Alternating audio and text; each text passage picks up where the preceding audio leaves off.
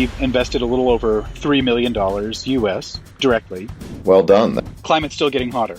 Welcome to the last episode of Series 2 of the D3 mission log, the third derivative mission log, by which we are documenting the building of hopefully the world's largest climate tech accelerator that will advance solutions to this big, hairy problem we're facing in climate change. Bryan, Guido, Hassin, CEO of Third Derivative, give us the learning this week for followers that are trying to understand how we're doing this.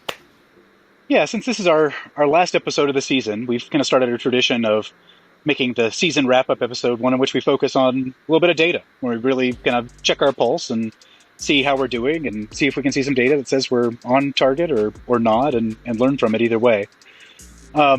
We just completed our mid-program assessment. Our program has been running now for 9 months, and so nominally it's an 18-month program, although we like to think that we'll have relationships with all of our startups for forever.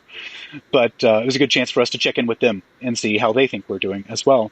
Some pretty neat data that came out of it. As you know, our kind of one of our top primary metrics is in capital mobilization, really trying to facilitate and accelerate the flow of capital to early stage innovations that need it to increase the slope of their inflection curve, of their growth curve. And in this first cohort, we've invested a little over $3 million US directly. That was further leveraged by our VC investor partners who co-invested alongside us another $5 million. And we're really pleased to see the results that actually $90 million US has been further invested in our startups just over the last 9 months. So since they began the program. We think that's pretty good. Sorry to interrupt you, but I'm going to round that up and call that $100 million. In the period it takes to have a human child, we've got $8 million of our money and our investor partners, and then $90 million of follow-on, $98 million into 46 companies.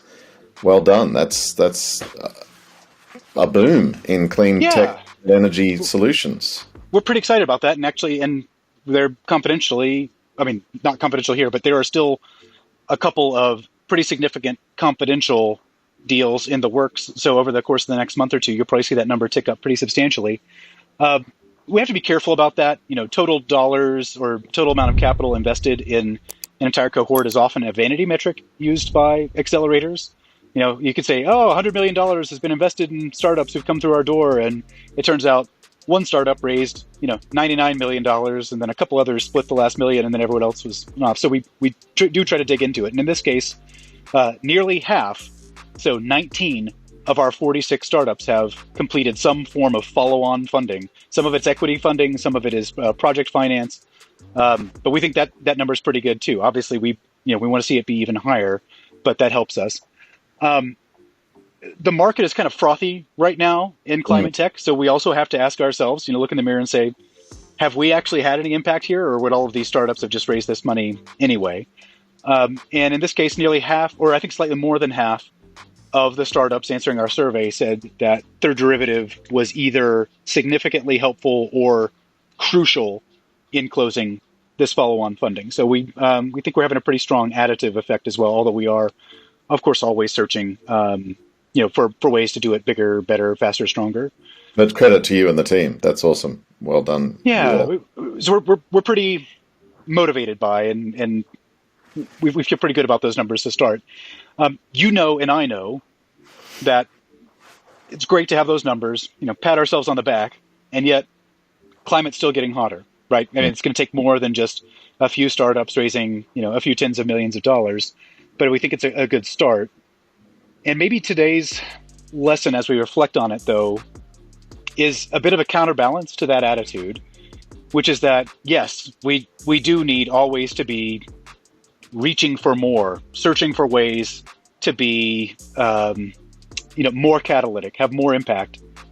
And at the same time, we also can't lose sight of the basic blocking and tackling. We've got to do the stuff that we've already committed to do right. We've got to do it excellently and use that as a platform to build on, to do the next thing and the next thing, because we do have a tendency, and it's probably mostly, due to my own ambitions, to always be reaching out for that next exciting thing. And,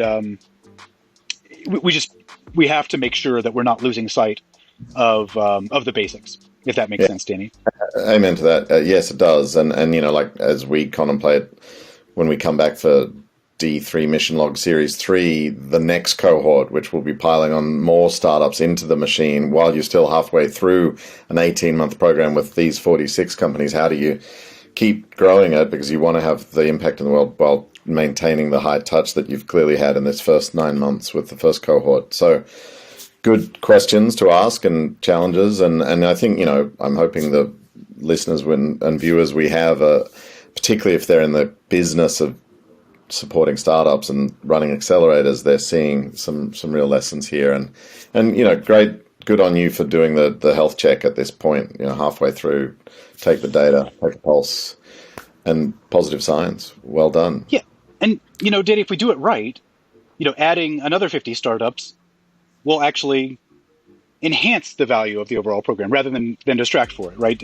We can imagine a time early in Facebook, an organization that I really do not admire, but if they said, we have 50 users already, let's not bring on 50 more, that would stretch us too thin. No, it's the opposite, right? We will try to build network effects and economies of scale here in ways that are additive for the entire ecosystem.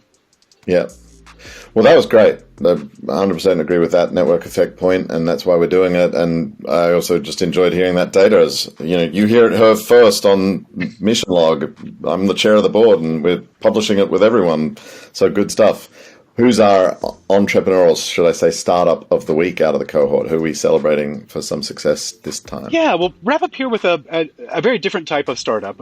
I think almost all, or maybe all, of the startups that we've featured so far have been pretty B2B, kind of business-to-business business models, and this one is more of a business-to-consumer play. And we don't have many of those. It's not our greatest area of expertise, but there are opportunities to affect significant change by going directly to end users. So this week we'll feature ecountabl, a startup based out of the United States, and they're really cool, democratizing access to corporate information on both the social side and the environmental side, so that individual consumers can really kind of measure the performance of the corporations where they bank, where they shop, whom they work for, and ensure that those corporations are aligning with their values. They're very early stage, but they're already working with more than 7,000 corporate brands, employers, kind of around the world. They're a really cool team, incredibly humble, incredibly aspirational, and we're featuring them this week because they just launched their the first version of their app. Only available on iOS right now. That's too bad for Android users like myself, but certainly for the majority of Americans who are iOS users, get out there, get their app, and find ways to learn more about and connect with the corporates and the brands that you want to be aligning with your own habits. Let your this is a very American way, your dollars. I say let your capital do the talking for you and do the voting for you. Hold them accountable. Hold them accountable. You got it. They can use that as a tagline if they want. You didn't trademark it. That's great.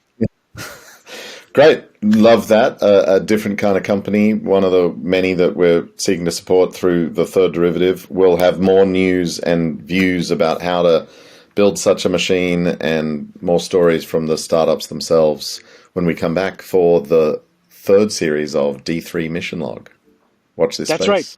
Stay with us. As always, like, subscribe, leave us comments if you have your own thoughts on the lessons we've been learning, or maybe a different lens through which you see them. And definitely stay tuned. As we come back in season 3, we are going to have more, better, faster, stronger lessons coming down the pipe.